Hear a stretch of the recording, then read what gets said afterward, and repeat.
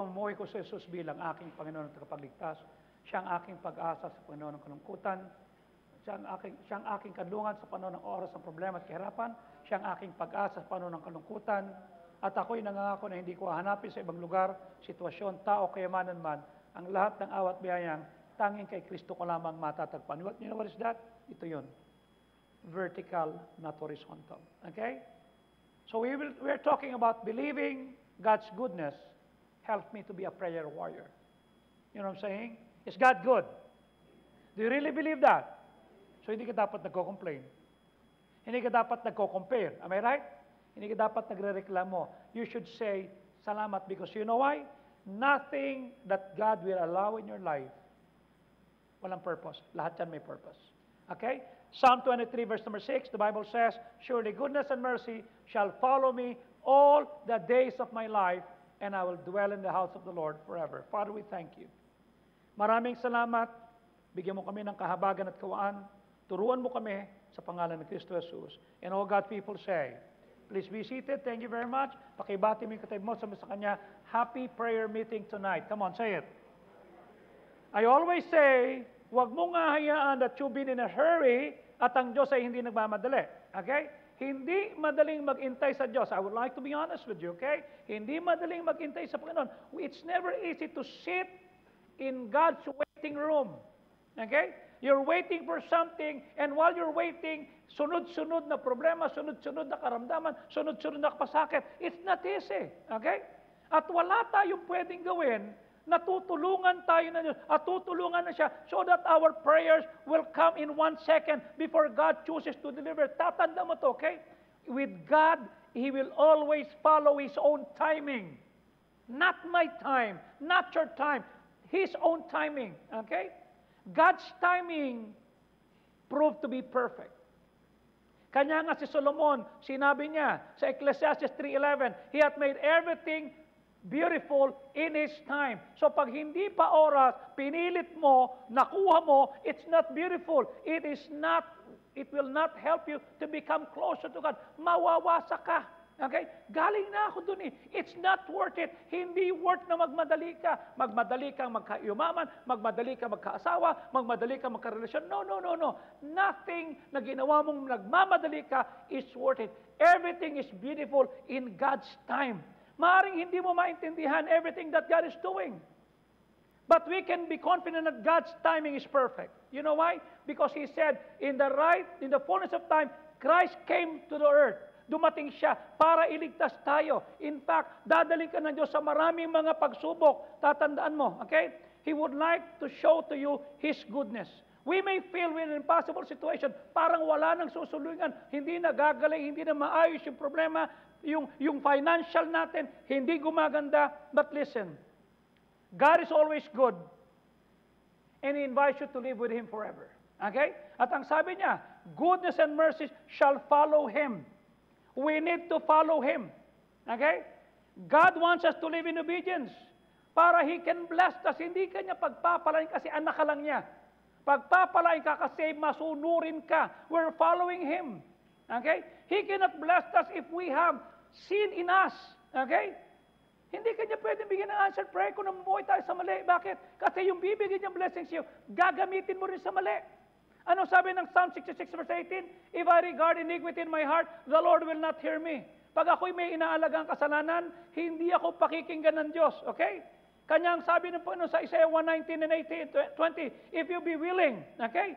Ikaw ay obedient, you shall eat the fruit of the land. Pero pag ikaw ay nag-refuse, pag ikaw ay nag-rebel, you shall be devoured. Laspag ka dyan. As God's sheep, dapat we should follow the shepherd. We should follow Him. Bakit? Paano mo papatunayang siya nga ang shepherd mo? Hindi naman sumusunod. Ano sabi ng John 10:22? My sheep hear my voice, and I know them, and they follow me. Anong patatandaan na ikaw ay may relasyon sa Diyos vertically? Sumusunod ka. Nagpapasakop ka. And I would like to say, mga kapatid, kung talagang ligtas ka, are you saved? Are you going to heaven? Okay? Ibig sabihin yan, kapatid, okay? There is no version of Christianity that permits you to continue sinning Because you say, God loves me naman eh. No! Pag ligtas ka, you will not continue sinning. Oh, natutuwa ako dito sa young men natin ito. Nung nagsisimba to, anong pangalan mo kapatid? George. Joseph. Si Joseph na magsisimba lagi yan, ang buhok niyan may kulay orange dito. Tama? Last Wednesday nakita ko siya, sabi ko, anak, ligtas ka na ba? Sabi ni preacher bro, member na po natin yan. Ganun ba? Hindi na ganyan dapat ang buhok mo. Ligtas ka na eh. Kanya na makita ko siya ngayon, you know what I'm saying? Anong tawag mo dyan? My sheep hear my voice and they follow me. Hindi pwedeng sasabihin mong ligtas ka tapos you're still drinking, you're still living in sin. No. True love inspires true obedience. Dapat sumusunod tayo. I always say, kung hindi ako binago ng Diyos, siguro patay na ako. Okay? Sabi ko nga doon sa kausap kong tatlo kanina, I'm much worse than you. Okay? Hindi lang ako na ganyan. Hindi lang ako naghiwa. Okay? Pero worst ako. Alam mo bakit? Kasi ayoko saktan ang sarili ko. Sasaktan ko iba. Sinaktan na emotion ko, sasaktan ko pa? No way. Ako mananakit, ako manggugulpe, ako mang-aaway, wawasakin ko yung kotse, sisirain ko to, bubutasin namin to. Inapi na ako, sasaktan ko pa sarili ko. Tanga lang. Nakita ko yung bata, puro hiwa. I ask you, are you saved? Do you hear His voice? Do you follow Him? Ibig sabihin, kung estudyante ka, pasaway ka, dapat niyon, scholar ka na. I told those kids, alam mo, hindi ako nag-aral ng high school. First year, second year, Arellano, Bulakbol. Sine, punta sa Harrison Plaza, ayun ang pinakamaganda nun. At saka dito sa Quad. Okay? Pero, wala. Third year, fourth year, Southeastern. Graduate ako, hindi ko alam ang algebra, hindi ko alam ang trigonometry, hindi ko alam ang adjective, hindi ko alam ang adverb. Wala. Paano ako graduate? Yung nanay ko, gumagawa ng paraan. Kanya nung graduate ako ng high school, I know nothing. It was only during my college days that the Lord changed me. And would you believe? Graduate ako. Nung bago kami graduate, employed na kami. Tama, preacher rin eh? Employed na kami. Kami hinanap ng trabaho. Hindi kami naghanap ng trabaho. Hindi ko mararanasan yan if I did not follow God. Hindi ko mararanasan if I did not obey God. Hindi ko mararanasan kung hindi ako nagpasakop sa preaching ni pastor. You know what I'm saying? Oh. And I would like you to see, dinidinig ng tupa ko ang aking tinig. And as we follow Him, as we follow Christ, you know what will happen to you? You will experience how good a shepherd He is. Ano sabi niya? Sa Psalm 23:1, the Lord is my, I shall not. Ibig sabihin, pag nangangailangan ka, the Lord is not your shepherd. Ang sinusunod mo pa rin yung galit mo. Ang sinusunod pa rin yung silakbo ng puso mo. Ang sinusunod pa rin yung nais mo, yung gusto mo. Mali! If you make Him your shepherd, anumang mali sa buhay natin, iiwan natin. Maling relasyon, maling pag-uugali, maling pag-iisip, maling mga bagay, iiwan mo yan. Bakit? Kasi nga, the Lord is your shepherd. And as we obey Him, as we put Him first sa buhay natin, you know what He said? Goodness and mercy, sabi ng Psalm 23 verse 6, shall follow me all the days of my life. And I shall dwell in the house of the Lord forever. Do you know what's happened? Okay? Pag inuna mo siya, okay? Goodness and mercy. Hindi ba napakasarap nang umahabol sa atin, goodness and mercy? Hindi kaaway, hindi mangungutang. Ano sabi nung kausap mo? Nung nangungutang ka, walang aso sa bahay niyo. Ba't ngayon may aso nang tumatahol pag sinisingil kita? Am I right? At ang Kristiyanong nabubuhay sa pananampalataya, hindi na mabuhay sa utang. You know what I'm saying? No. Because the Lord is your shepherd, tama? Maniwala ka, lumaki mo sa utang. Ang nanay ko, uutang dito para bayaran ng utang niya rito, uutang dito para bayaran ito. Kanya everyday, may maniningil sa amin. Hiyang-hiya na ako. Niya sabi ko, Lord, kung totoong may Diyos, I will follow you. I will make you my Lord and my Savior. I will make you my shepherd. Wala ho kong utang. You see? I live by faith. Hindi yung, sige, ako, bahala na, kaya ko bayaran yan. No, no, no, no. Goodness and mercy. What a good God that we said, I offer you my goodness. I offer you not only my goodness, but my love and my mercy. I will follow it all the days of my life. What does this matter for your prayer life? Why? Bakit ba importante yan? Kasi until you're absolutely convinced that God is a good God, that He never does anything bad in your life, your prayers are going to be powerless, passionless, and pointless. Yan, lagi ko sinasabi, Lord, everything that you allow in me, everything that you allowed in my life, may purpose ka. Hindi ko gusto yung mga nangyayari sa akin. Hindi ko gusto na inuupakan ako. Hindi ko gusto na pinagchichismisan ako. Hindi ko gusto na merong nang iwan sa akin. Hindi ko gusto yan. Okay? Nung isang araw nga, may tumawag sa akin. Halika rito, Ian. Basahin mo to. Tama ha? Tingnan mo itong mga salita niya. Tama ha?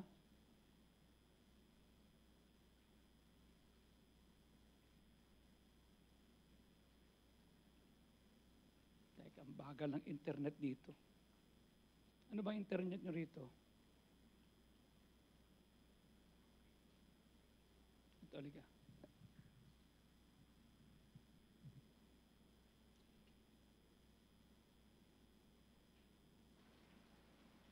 Mahaba kasi. Pero konti lang babasahin mo. Ha?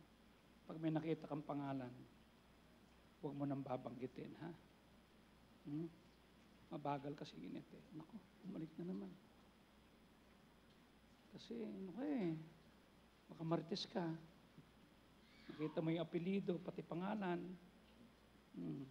Ito, ha? Tamo ang tanong, ha? Tanong, ha? Tamo. Pastor, can you please spend time with me for a while po? I just have a question po. Saksan mo naman. We really appreciate it po. We really need it badly po. Ano tanong niya? Ask ko lang po, the time po that there was a big problem in your church po, where their church member po na nawala sa church po na nag-transfer to other churches po. Tanong. How did you manage the pain po, Pastor? I mean, did your church have gone through a very difficult time po? I will appreciate po if you could share with me and might as well send an encouraging message to Papa po. Thank you po, Pastor. Thank you. This is a pastor's daughter. Her husband is a successful businessman. But when we were talking, she was crying. Sabi niya, Pastor, how did you face it? I checked myself. I let people go. You know why? Unang-una ako mali. I cannot blame them. I was wrong. I messed up. Hanggang doon lang sila. I did not use my pulpit to attack them. Every time I speak on other churches, I always say, I lose good people. Hindi ko sila inaway. Pastor, ang papa ko po, 80 years old na. I know. Kanya hindi dapat sayangin yung naritirang 80 years niya para mawala siya. Spare your father. Then I asked him, can I call your father right now? Opo. He's at the office. How did he do in the service? Pastor, he did not come to the pulpit last Sunday. He was just sitting at the back. Okay. I'll call him. Tinawagan ko siya. Sabi ko, Tay, si Joey po. Oh, yeah. Thank you for calling me. We need you. I heard what happened. I'm sorry that it happened to you at this time. You know what I said? I should be enjoying the ministry, not enduring. I thought in my old age, I'll be enjoying everything. Sabi ko, Tay, these people that will leave you, it's okay. They're not your enemies. Our enemies, that Satan and the devil, perhaps they were just hurt. Can you do this? Which they did. Pumunta sila sa mga bahay, pinuntahan niya, apologize siya. Kasi nasigawan lang niya. Sinabi lang niya doon sa driver, bakit yung makina ng kotse ko hindi nalilinis? Ganun lang kababaw. Kanya nag-iingat na ako sa mga driver. Baka kanya isang driver ko dito, baka na-operahan na kasi baka mamaya iba na yung iniisip, di ba? Alam ko, nanonood siya dyan, nanonood siya.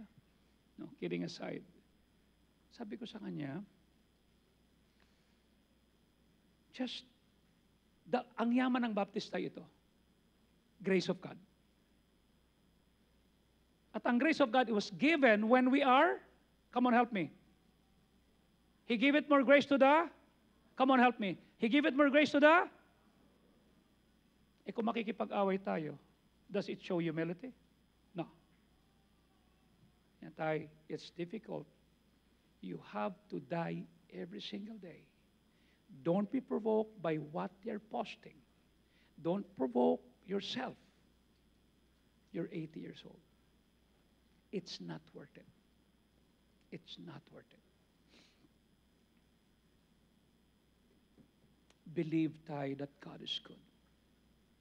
In spite of what I have gone through, in spite of what God taught me, in spite of the fact that I suffered so much, biglang may tatawag, can you help us? Sige po. Then sabing ganun, can you come to our church? Sige po. Nung nagla-lunch kami ni Malu, may tumawag na isang matanda ring pastor. 82 na. Pastor Sauko, yes, Tay. Are you sure you want to call me? Yeah. Good. Ano po maitutulong ko? And doon si Pastor Fajardo. Barkada niya yun eh. The church said, we would like you to be with us.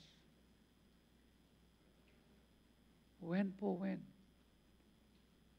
December 17.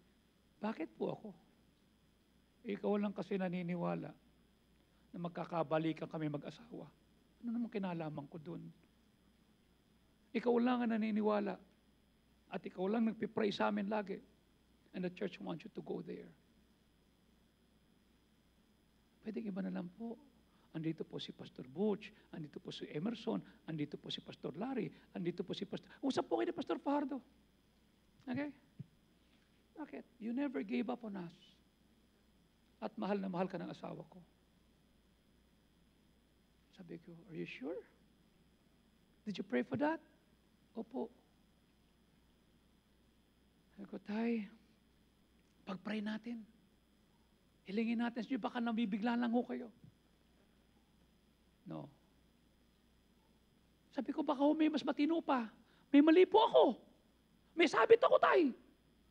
Baka matisod yung member mo. They said, you were the one. Hindi ba ako na nga naninira ng sarili ko? Huwag niyo na po akong kunin. May sabit po ako. I messed up. There are people there that are good. We want you to be here. I ask you, do you believe that God is good? Huh? Do you believe that God is good?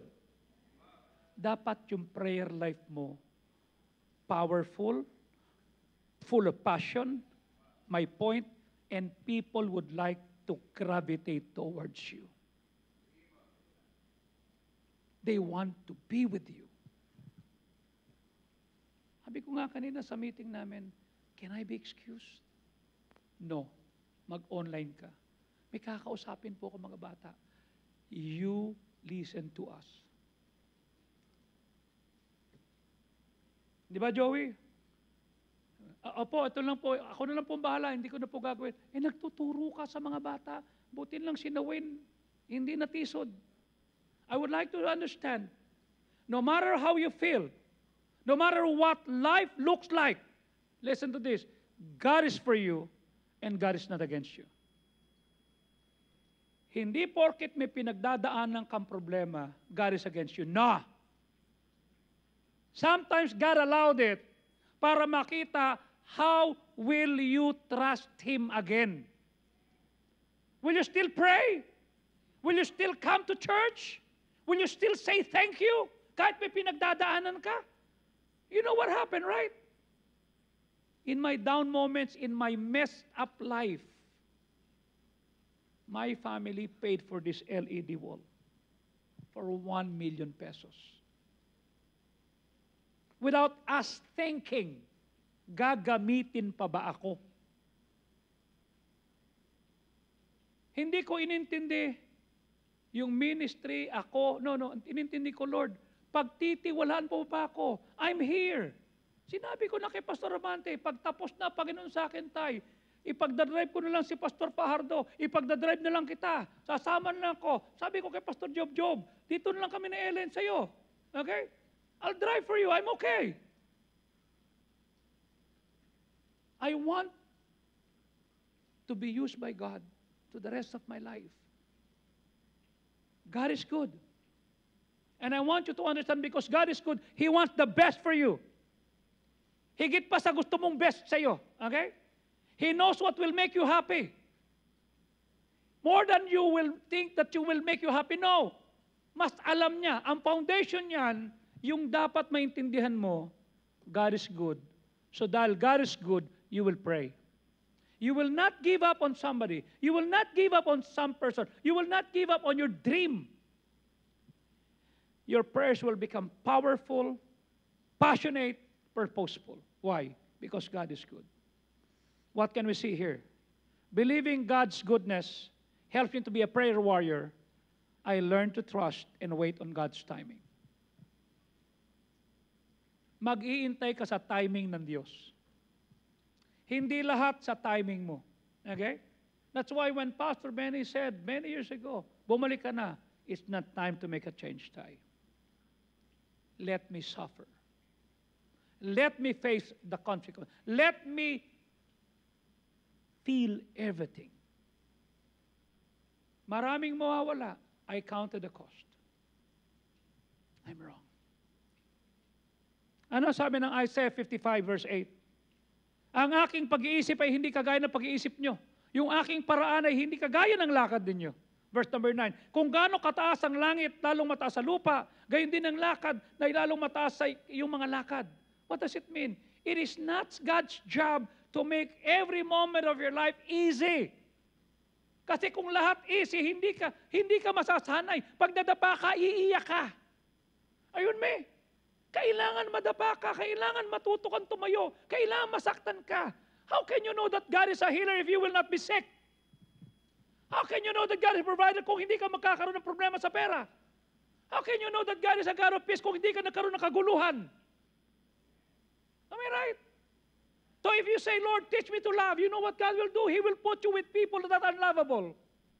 People that will not like you, people that will talk behind you, people that will look down on you, people that will not treat you well.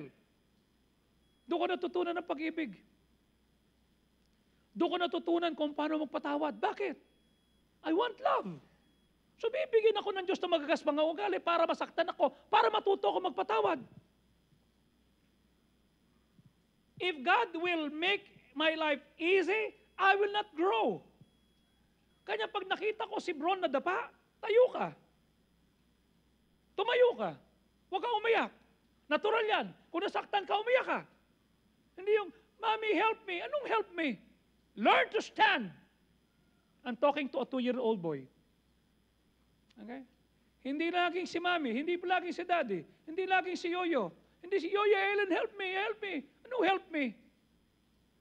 You stand. Pagka hindi ka nasira, na tinulungan, you'll be immature, spoiled, incredibly self-centered. Kawawa naman ako. Wala nakakaintindi sa akin. Pinabayaan na ako. That is not what God wants for you. He wants you to be strong. Sa gym may kasabihan, no pain, no gain. Okay? What is life if everything is sunshine? E di disyerto tayo, tama? What is life if every day is may ulan? Di ba?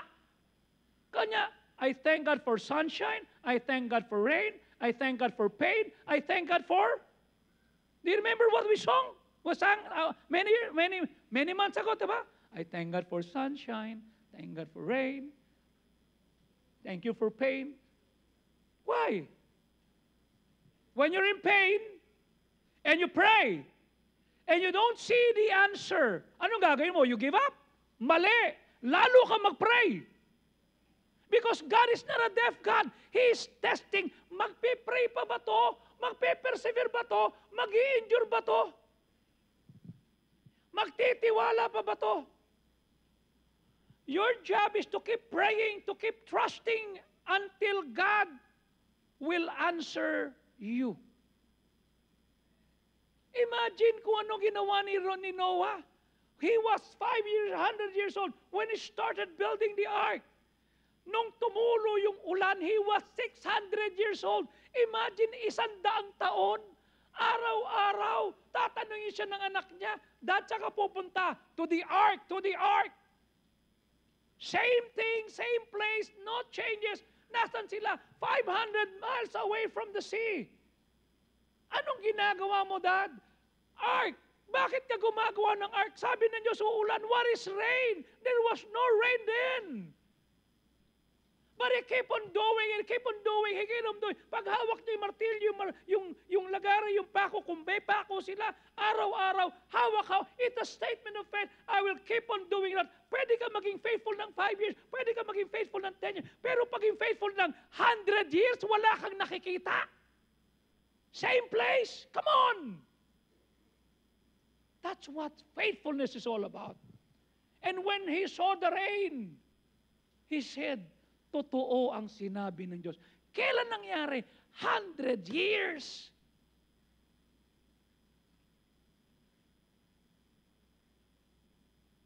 $500 years old siya nung magsimula. 600 years old siya nung pumatak ang ulan. Can you maintain that enthusiasm? Can you finish your project with God? If you believe God is good, why would you stop praying? Why would you stop reading the Bible? Why would you stop attending church? Why would you stop believing in God?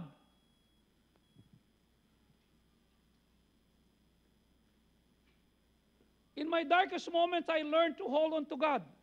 O ngayon, ito yung Bible na bigyan ni Moring. Okay? For this year, tapos na ako sa Proverbs 6:25. Magsisimula na ako bukas sa Proverbs 7. This is my Bible that I started reading October, November. And it's only good for 3 months. Okay? Kagandahan ito, King James to, tapos may Living Bible. Okay?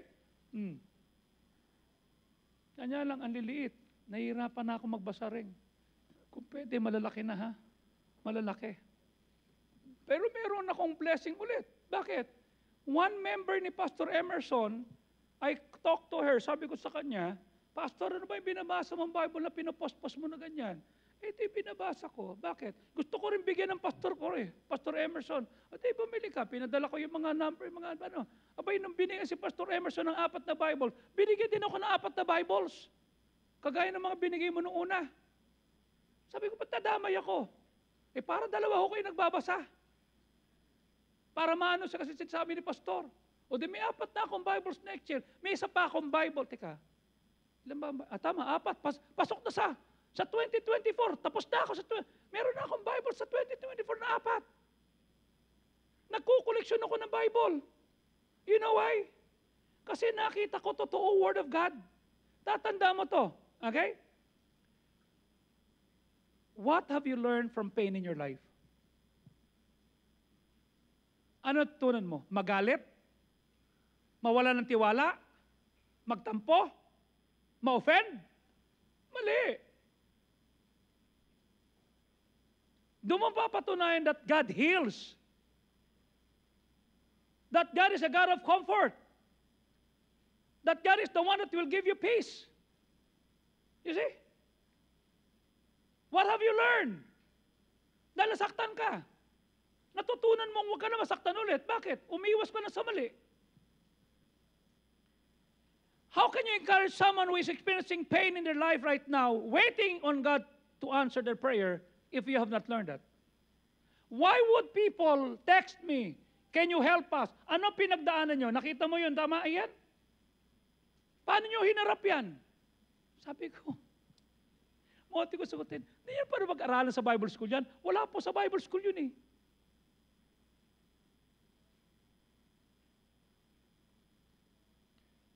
Kanya ka pinaranas ng Diyos sa mahirap na sitwasyon at natuto kang kumapit kasi isang araw may lalapit sa iyo with the same problem that you have. Paano mo sila i-encourage kung bagsak ka? Paano mo sila tutulungan tumayo kung hindi ka tumayo? Am I right? That's why God said, I allow that so that He will be usable for God. As a follower of Jesus, why is it essential to keep growing and becoming more like Him? Listen, was there a time Jesus was misunderstood? Was there a time that Jesus got tired? Was there a time that Jesus cried? Was there a time that Jesus, imagine ha, nung siya kinulong, pinutungan siya ng koronang tinik. Okay? At pagkatapos tinali siya, pinaghahataw siya na yung mga panghalo-pataw sa kanya, may mga halos hindi na makita yung likod niya, wasak-wasak na, and then He carried the cross.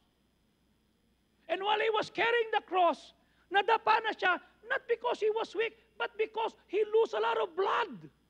Na si Simon Sirin, yun na, kanya nung nakapako siya, nandito nakapako, kanya itataas yung sarili niya para huminga. Lahat yun tiniis niya. Why? Because He loved you.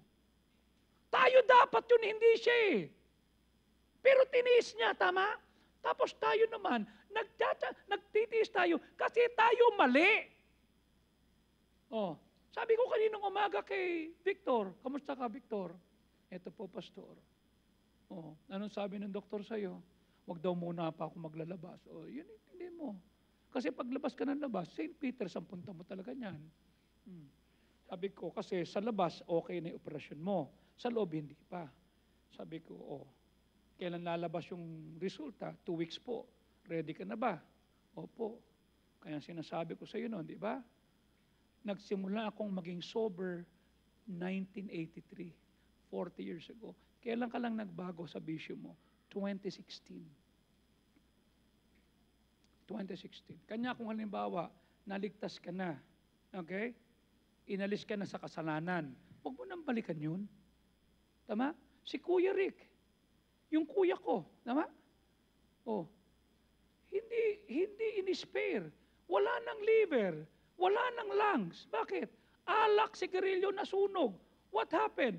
Nilibing natin, tama? Sabay-sabay yun. Dalawa patay natin, tama? At the same time. Yung kapatid ni Finn, di ba? Tumatakbo pa ng marathon, pero bumigay. Bakit?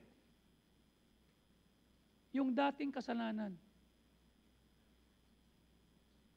Kanya kung halimbawa, nagtitiis tayo, tiisin na natin yan. Tayo naman may kasalanan yan eh. Si Kristo nagtiyaga eh. Okay? Tingnan mo sabi ng Hebrews 12:2. Tingnan mo ha. Hebrews 12:2. Tingnan mo kung ano ang pagtitiis na ginawa niya. Bakit niya nagawang magtiis? Okay? Looking unto Jesus, the author and the finisher of our faith, who, tingnan mo ha, na dahil sa kagalakang na ilagay sa kanyang harapan. Ano yung kagalakan? Yung maliligtas ka. Anong ginawa niya? Tiniis niya yung cross. Okay? Tiniis niya yung hiya. Bakit? Kasi alam niya, masasave ka. Sa ginawa niyang paglilingkas, sa ginawa niyang paghirap, maliligtas ka. Do you understand me? He endured the shame. Despite the shame, He endured the cross. Bakit? Kasi alam niya, maliligtas ka. Tayo nagtitiis kasi mali tayo. Kung nahirapan ka ngayon sa pera kasi bulaldas tayo. Oh. Kung nagkasakit ka kasi may bisyo ka. Kung di maayos ang relasyon mo kasi hindi ka nagtanim nun eh. Oh. Kanya hindi ka dapat tumigil. Magtanim. Maghukay ka na maghukay para pag dumating ang pagpapala ng Diyos, hindi ito lang ang lalagyan. Hindi ito lang ang lalagyan. Marami kang lalagyan. Maghukay ka, magpatuloy ka. You see? Pag lumalago ka, you will accept no. You will accept slow. You will accept grow and grow. Why? Because you know that God is a good Father. Even when you're pain. Sa hinaharap mo, may pagkakataon minsan ang sagot ng Diyos sa'yo, no. Lord, bakit? No nga eh. Sometimes the Lord's answer is slow. Babagalan niya. Minsan ang gusto ng Diyos sa'yo, you grow. Minsan ang gusto ng Diyos sa'yo, you move on, you go. Bakit? God is a good Father. May inaalis ang Diyos sa'yo. Kasi pagkayan pa rin ang tropa barkada mo, hindi ka lalago. Hindi ka titibay. You see? Inaalis ng Diyos yung sinasandal mo, gusto niya sa kanya ka lang sasandal. Okay? Tanong ko sa'yo. Ayan si Doc Jenny. Nung inoperan tong kamay ko, okay? Kasi may sinuntok ako, nabasag yung salamin. Kasalanan ko eh. Oh. Hindi ko masuntok yung staff. Sinuntok ko na lang yung kotse. Hindi naman pala, ang tawag doon, acrylic yung salamin, nabasag. Nung nabasag, puro dugo yan. Kasama ko si Colonel Desterio, pinadoktor. Tinahi ito. Hindi alam na meron palang nabubog na natira. Hindi na nagpunta kami ng Negros. Pag-preach kong ganon, pak! Ah! Nagulat ako, dumugo na naman. Yung pala may bubog sa loob. Inopera ito. Nung inopera to, masaya ba ako? Hindi. Masakit! Aray ko, aray ko!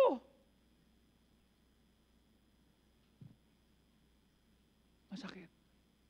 Nung inaalis na yung tahi, kinabukasan may pupuntahan kami sa ibang bansa. Ando si Doc Joven at si Doc Jenny. Inaalis ni Doc Joven yung tahi. Naalala mo yung Doc Jenny? Sakal-sakal ko si Doc Jenny. Tinatanggal ni Doc Joven yung tahi. Hawak ko si Doc Jenny sa leeg. Sabi ko, pag nasaktan ako, Doc Joven, mamamatay itong asawa mo. Sabi niya, Pastor, ang sakit na, masakit talaga. Masakit. Tanong, nung tinatanggal ba ni Doc Joven yung tahi, nung sugat ko, nung operasyon ko, sinasaktan niya ako, tinutulungan ako. Come on, help me. Come on, help me. Dahil ba nasaktan ako, is a bad doctor? Is he a bad doctor? No. He's a good doctor, right? Nawala. Kanya lang, masakit. They saved my life. Ba't aawayin ko? Tama? Pag pumupunta kami, Dr. Pangalan nun? Yung nagsasaksak sa akin, sasaksakan ako dito ng mga injection sa tuhod. Masakit! Okay?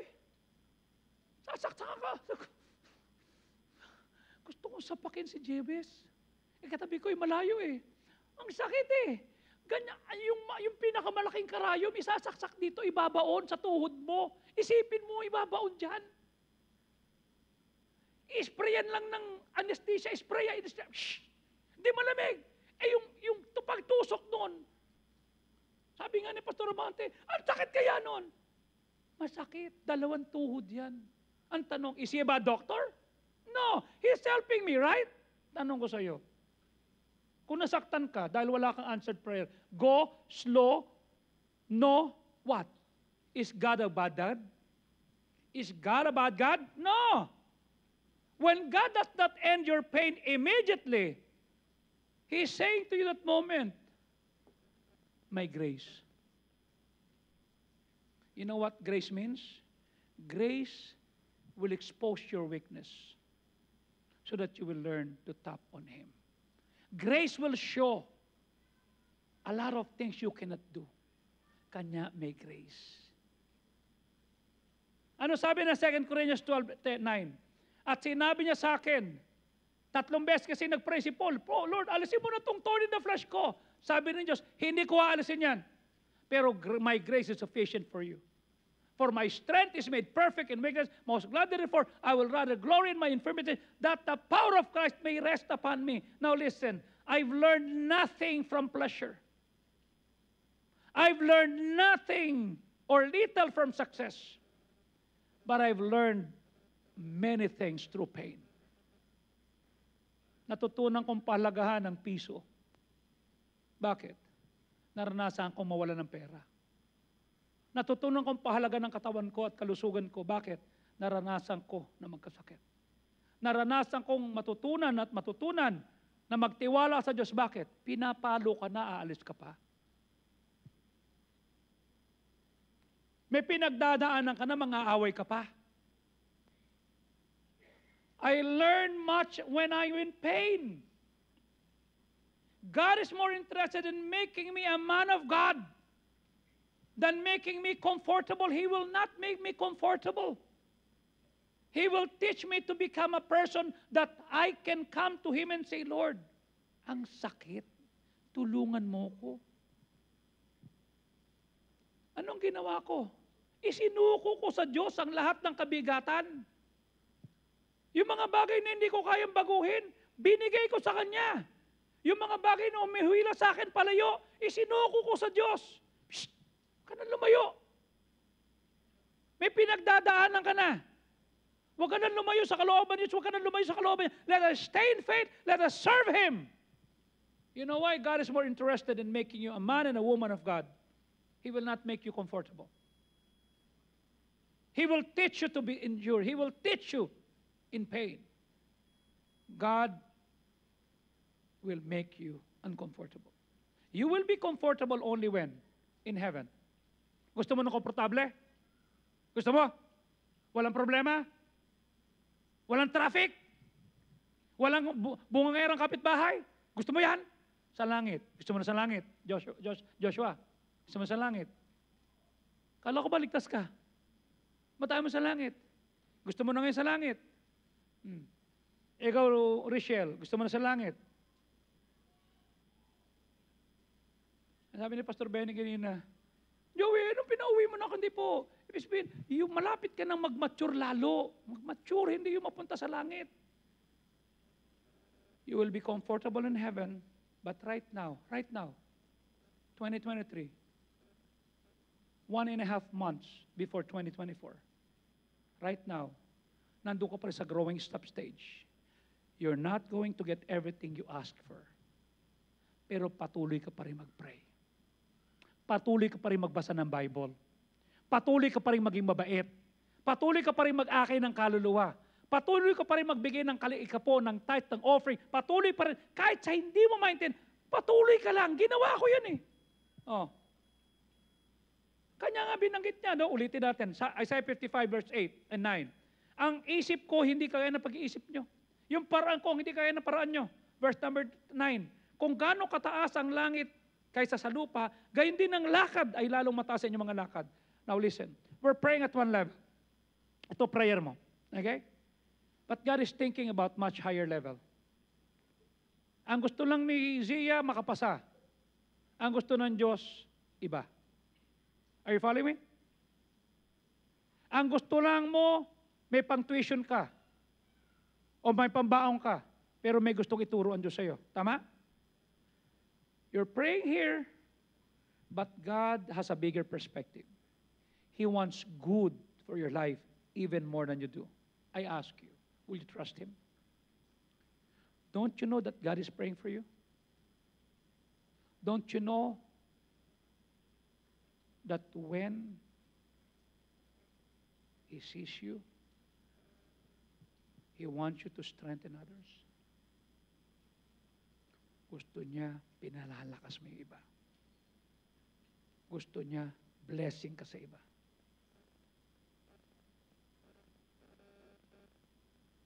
No matter how badly you messed up in your life, recovery is possible because there's prayer. At gagamitin ng Diyos yung failure mo, yung palpak mo, yung palpak ko,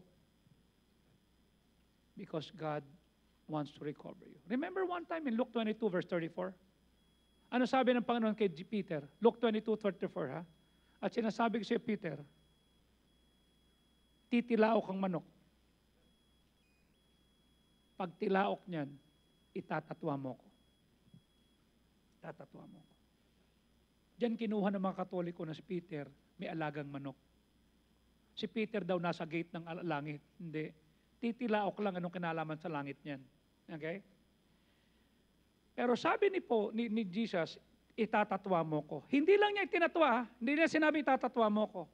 Verse 32, ano sabi niya? 32, pinag-pray na kita, Peter. Pinag-pray na kita, Ringo. Na yung faith mo hindi dapat manghina. Yung faith mo hindi dapat mawala. Bakit? Pagka lumakas ka, palakasin mo iba.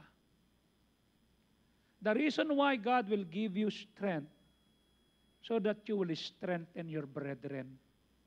Sino lumalakas dahil sa'yo?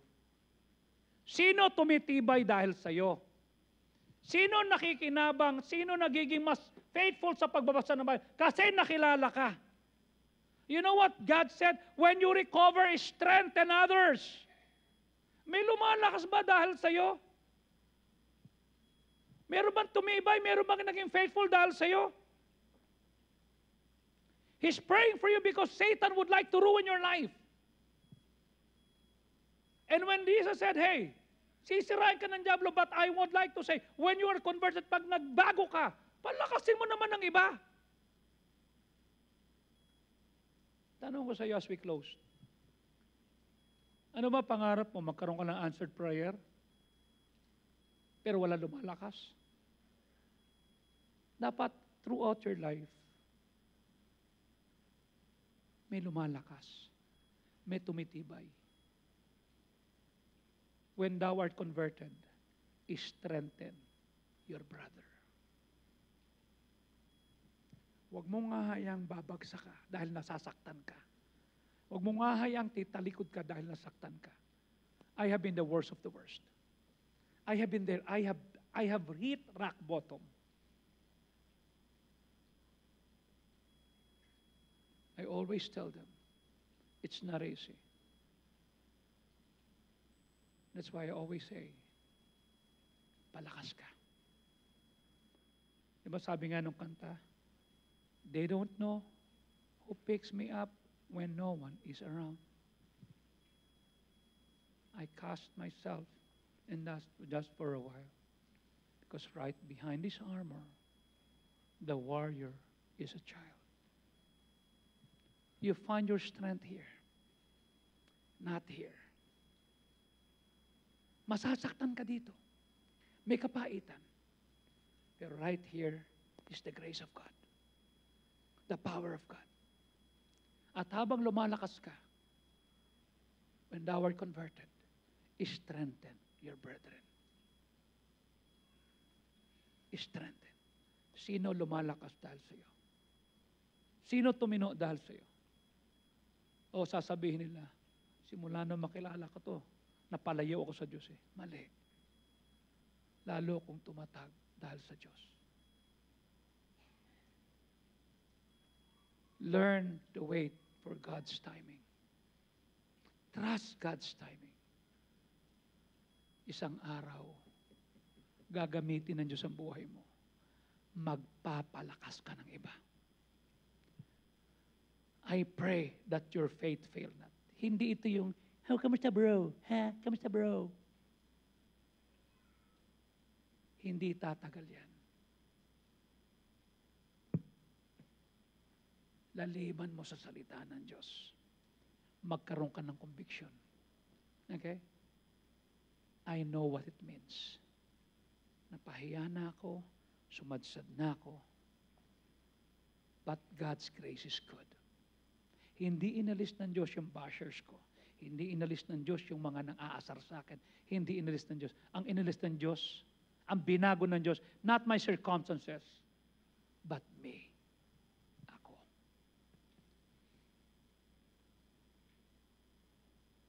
And what happened? When you are converted, is strengthen your brethren. Learn to trust God's timing and learn to wait on God. Let's all stand up, please. Father, we thank you.